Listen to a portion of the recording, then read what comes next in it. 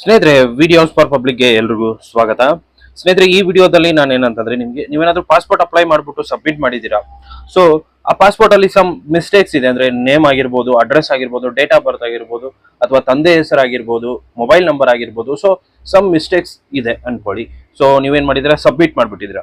ಹಾಗಂತಂದ್ರೆ ಆ ಒಂದು ಸಬ್ಮಿಟ್ ಆಗಿರುವಂತಹ ಅಪ್ಲಿಕೇಶನ್ ಅನ್ನ ನಾವು ಯಾವ ತರ ಎಡಿಟ್ ಮಾಡಬಹುದು ಅನ್ನೋದನ್ನ ನಾನು ಈ ವಿಡಿಯೋದಲ್ಲಿ ತೋರಿಸ್ತಾ ಇದ್ದೀನಿ. ನಾನೊಂದು 3 ಸ್ಟೆಪ್ಸ್ ಅನ್ನ ಹೇಳ್ತೀನಿ ನಿಮಗೆ. ಸೊ ಆ 3 ಸ್ಟೆಪ್ಸ್ ಅಲ್ಲಿ ನೀವು ಯಾವ್ದಾದ್ರು ಒಂದನ್ನ ಫಾಲೋ ಮಾಡ್ಬೇಕಾಗತ್ತೆ. ಸೊ ನೀವು ಯಾವ ಸ್ಟೆಪ್ ಅಲ್ಲಿ ಇದ್ದೀರಾ ಅನ್ನೋದು ನೀವು ಕನ್ಫರ್ಮ್ ಮಾಡ್ಕೊಂಡು ಆ ಸ್ಟೆಪ್ ಅನ್ನ ಫಾಲೋ ಮಾಡಿದ್ರೆ ಬೆಸ್ಟ್ ಅಂತ ಹೇಳೋದಕ್ಕೆ ಇಷ್ಟಪಡ್ತೀನಿ. ಸೊ ವಿಡಿಯೋನ ಶುರು ಮಾಡೋಣ. ಅದಕ್ಕೂ ಮುಂಚೆ ಚಾನಲ್ಗೆ ಹೊಸದಾಗಿರೋ ದಯವಿಟ್ಟು ಸಬ್ಸ್ಕ್ರೈಬ್ ಮಾಡ್ಕೊಳ್ಳಿ. ವಿಡಿಯೋನ ಕೊನೆವರೆಗೂ ನೋಡಿ. ಇಷ್ಟ ಆದ್ರೆ ಒಂದು ಲೈಕ್ ಮಾಡಿ. ಸೊ ವಿಡಿಯೋನ ಶುರು ಮಾಡೋಣ ಬನ್ನಿ. ಸ್ನೇಹಿತರೆ, ಮೊದಲಿಗೆ ಏನ್ ಮಾಡೋಣ, ಪಾಸ್ಪೋರ್ಟ್ ಸೇವಾ ಅನ್ನ ಓಪನ್ ಮಾಡ್ಕೊಳ್ಳೋಣ. ಸೊ ನಾನು ನಿಮಗೆ ಪಾಸ್ಪೋರ್ಟ್ ಸೇವಾ ಓಪನ್ ಮಾಡ್ಕೊಂಡು ತೋರಿಸ್ತೀನಿ. ಸೊ ಇಲ್ಲಿ ನೋಡ್ಬೋದು, ನಾನು ಪಾಸ್ಪೋರ್ಟ್ ಸೇವಾ ಅಂತ ಏನ್ ಮಾಡಿದ್ದೀನಿ, ಸರ್ಚ್ ಮಾಡಿದ್ದೀನಿ ಗೂಗಲ್ ಅಲ್ಲಿ. ಸೊ ಇಲ್ಲಿ ನೋಡ್ಬೋದು, ಪಾಸ್ಪೋರ್ಟ್ ಸೇವಾ ಅಂತ ಅವರ ಅಫಿಷಿಯಲ್ ವೆಬ್ಸೈಟ್ ನಿಮಗೆ ನೋಡೋದಕ್ಕೆ ಸಿಗುತ್ತೆ. ಸೊ ಅದನ್ನ ಓಪನ್ ಮಾಡ್ಕೊಳ್ಳೋಣ. ಸೊ ಓಪನ್ ಮಾಡ್ಕೊಂಡು ಆದ ಮೇಲೆ ನೀವು ಏನ್ ಮಾಡ್ತೀರಾ, ಹೊಸ ಅಪ್ಲಿಕೇಶನ್ ಹಾಕ್ಬೇಕಂತಂದ್ರೆ ನ್ಯೂ ಯೂಸರ್ ಅಂತ ಹಾಕ್ಬಿಟ್ಟು ರಿಜಿಸ್ಟ್ರೇಷನ್ ಎಲ್ಲ ಮಾಡ್ತೀರಾ. ಸೊ ರಿಜಿಸ್ಟ್ರೇಷನ್ ಎಲ್ಲ ಆದ ಮೇಲೆ ಅಪ್ಲಿಕೇಶನ್ ಅನ್ನು ಕಂಪ್ಲೀಟ್ ಆಗಿ ಫಿಲ್ ಮಾಡ್ತೀರಾ. ಕಂಪ್ಲೀಟ್ ಆಗಿ ಫಿಲ್ ಆದ ಮೇಲೆ ನೀವೇನ್ ಮಾಡ್ತೀರಾ, ಸಬ್ಮಿಟ್ ಮಾಡ್ತೀರಾ. ಸಬ್ಮಿಟ್ ಆದ್ಮೇಲೆ ಡಾಕ್ಯುಮೆಂಟ್ಸ್ ಎಲ್ಲ ಅಪ್ಲೋಡ್ ಮಾಡ್ತೀರಾ. ಅಪ್ಲೋಡ್ ಆದ್ಮೇಲೆ ಏನ್ ಮಾಡ್ತೀರಾ, ಪೇಮೆಂಟ್ ಅನ್ನ ಮಾಡ್ಬಿಟ್ಟು ನೀವು ಅಪಾಯಿಂಟ್ಮೆಂಟ್ ಡೇಟ್ ಅನ್ನ ಸೆಲೆಕ್ಟ್ ಮಾಡ್ಕೋತೀರಾ. ಸೊ ಸೆಲೆಕ್ಟ್ ಮಾಡ್ಕೊಂಡಾದ್ಮೇಲೆ ಫೈನಲ್ ಸಬ್ಮಿಟ್ ಆಗುತ್ತೆ, ಅಕ್ನಾಲೇಜ್ಮೆಂಟ್ ಬರುತ್ತೆ, ಅಪಾಯಿಂಟ್ಮೆಂಟ್ ಕೂಡ ನಮಗೆ ಬರುತ್ತೆ. ಸೊ ಅದಾದ್ಮೇಲೆ ನಮಗೆ ರಿಯಲೈಸ್ ಆಗುತ್ತೆ ಅಪ್ಲಿಕೇಶನ್ ಅಲ್ಲಿ ನೋಡಿದ್ಮೇಲೆ ನಮಗೆ ನಮ್ಮ ಹೆಸರು ಅಥವಾ ಏನಾದ್ರು ಒಂದು ಮಿಸ್ಟೇಕ್ಸ್ ಇರುತ್ತೆ ಅಂತ.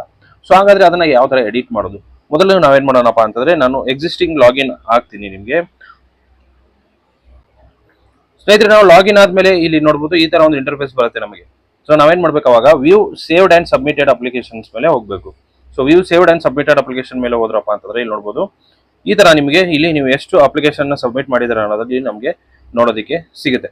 ಸೊ ನಾವು ಇವಾಗ ಏನ್ ಮಾಡ್ಬೇಕಪ್ಪ ಅಂತಂದ್ರೆ, ನಾವು ಸಬ್ಮಿಟ್ ಮಾಡಿರುವಂತ ಅಪ್ಲಿಕೇಶನ್ ಅನ್ನ ನಾವೇನ್ ಮಾಡ್ಬೇಕು, ಎಡಿಟ್ ಮಾಡ್ಬೇಕು. ಸೊ ಸಬ್ಮಿಟ್ ಮಾಡಿರುವಂತ ಅಪ್ಲಿಕೇಶನ್ ಅನ್ನ ಎಡಿಟ್ ಮಾಡ್ಬೇಕಪ್ಪ ಅಂತಂದ್ರೆ ಇಲ್ಲಿ ಒಂದು ಏನಪ್ಪಾ ಅಂತಂದ್ರೆ 3 ಆಪ್ಷನ್ಸ್ ಇರುತ್ತೆ ಅಂತ ಹೇಳಿದೆ ನಾನು ನಿಮ್ಗೆ ಅವಾಗಲೇ.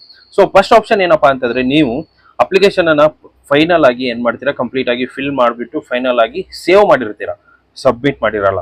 ಸೊ ಅದನ್ನ ನಾವು ಏನಪ್ಪಾ ಅಂತಂದ್ರೆ ಎಡಿಟ್ ಮಾಡ್ಬೋದು ಈಸಿಯಾಗಿ. ಯಾವ ತರ ಅಂತ ನಾನು ತೋರಿಸ್ತೀನಿ ನೋಡ್ಬೋದು. ಇಲ್ಲಿ ಅಪ್ಲಿಕೇಶನ್ ಸೆಲೆಕ್ಟ್ ಮಾಡಿದ್ರಪ್ಪ ಅಂತಂದ್ರೆ ಇಲ್ಲಿ ನೋಡ್ಬೋದು ನಿಮ್ಗೆ ಆಪ್ಷನ್ ಬರುತ್ತೆ. ನೋಡ್ಬೋದು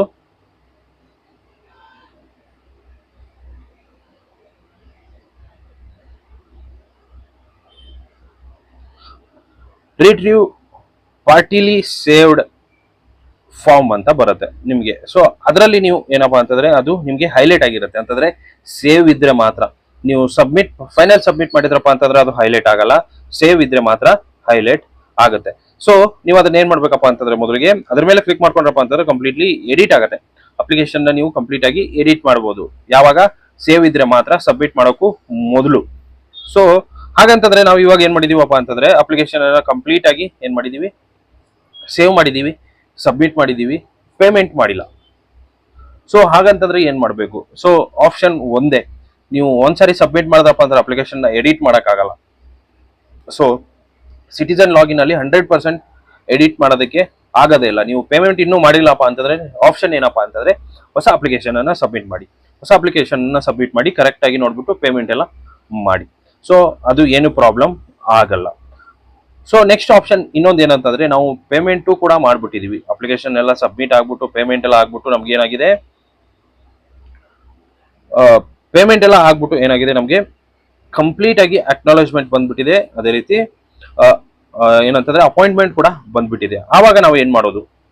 ಸೊ ಇದಕ್ಕೆ ಒಂದೇ ಒಂದು ಆನ್ಸರ್ ಏನಪ್ಪಾ ಅಂತಂದ್ರೆ, ನೀವು ಸಬ್ಮಿಟ್ ಮಾಡಿರುವಂತ ಅಪ್ಲಿಕೇಶನ್ ಮತ್ತೆ ಡಾಕ್ಯುಮೆಂಟ್ಸ್ ಅನ್ನ ತಗೊಂಡ್ಬಿಟ್ಟು ವೆರಿಫಿಕೇಶನ್ಗೆ ಹೋಗಿ, ಅಪಾಯಿಂಟ್ಮೆಂಟ್ ಇರೋ ದಿವಸ ವೆರಿಫಿಕೇಶನ್ಗೆ ಹೋಗಿ. ಸೊ ಅಲ್ಲಿ ಹೋಗ್ಬಿಟ್ಟು ಅವರಿಗೆ ಒಂದ್ಸರಿ ಎಕ್ಸ್ಪ್ಲೈನ್ ಮಾಡಿ, ರಿಕ್ವೆಸ್ಟ್ ಮಾಡ್ಕೊಳ್ಳಿ. ಸೊ ಈ ತರ ಸರ್ ಅಪ್ಲಿಕೇಶನ್ ಹಾಕ್ಬೇಕಾದ್ರೆ ಮಿಸ್ಟೇಕ್ ಆಗಿದೆ, ಸೊ ನೋಡ್ಬೋದು ನೀವು ನನ್ನ ಡಾಕ್ಯುಮೆಂಟ್ ಎಲ್ಲ ಕರೆಕ್ಟ್ ಆಗಿದೆ, ಸೊ ಸ್ವಲ್ಪ ಚೇಂಜ್ ಮಾಡಿಕೊಡಿ ಅಂತ ರಿಕ್ವೆಸ್ಟ್ ಮಾಡ್ಕೊಡಿ. ಸೊ ಅವ್ರು 100% ಚೇಂಜ್ ಮಾಡ್ತಾರೆ. ಯಾಕಂತಂದ್ರೆ ಡಾಕ್ಯುಮೆಂಟ್ಸ್ ಕರೆಕ್ಟ್ ಆಗಿ ಇರೋದ್ರಿಂದ ಅವ್ರು ಚೇಂಜ್ ಮಾಡೇ ಮಾಡ್ತಾರೆ 100% ಆಗಿ. ಸೊ ಅದಕ್ಕೋಸ್ಕರ ನೀವು ಏನ್ ಮಾಡಿ, ಸಬ್ಮಿಟ್ ಮಾಡಿ ಅಪ್ಲಿಕೇಶನ್ ಎಲ್ಲ ಫಿಲ್ ಆಗಿ ಪೇಮೆಂಟ್ ಆದ್ಮೇಲೆ ಸೊ ಮಿಸ್ಟೇಕ್ ಆಯ್ತು, ನಾವು ಅಲ್ಲಿ ಹೋದ್ರೆ ಪ್ರಾಬ್ಲಮ್ ಆಗುತ್ತೆ ಅಂತ ಮೈಂಡ್ ಅಲ್ಲಿ ಇತ್ತಪ್ಪ ಅಂತಂದ್ರೆ ತೆಗೆದಾಕ್ಬಿಡಿ, ಹೋಗಿ ಡೈರೆಕ್ಟ್ ಆಗಿ ಸೊ ರಿಕ್ವೆಸ್ಟ್ ಮಾಡ್ಕೊಳ್ಳಿ. ಅವ್ರು 100% ಹೆಲ್ಪ್ ಮಾಡೇ ಮಾಡ್ತಾರೆ, ಮತ್ತೆ ಚೇಂಜಸ್ ಕೂಡ ಮಾಡೇ ಮಾಡ್ತಾರೆ.